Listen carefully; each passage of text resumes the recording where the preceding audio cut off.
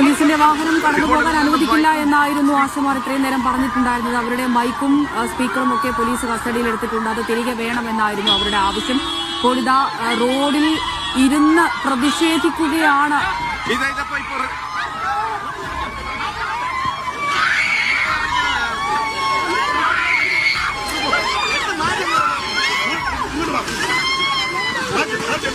ഇസത്ത് പറയൂ, എന്താണ് ഇവിടെ നടക്കുന്നത്?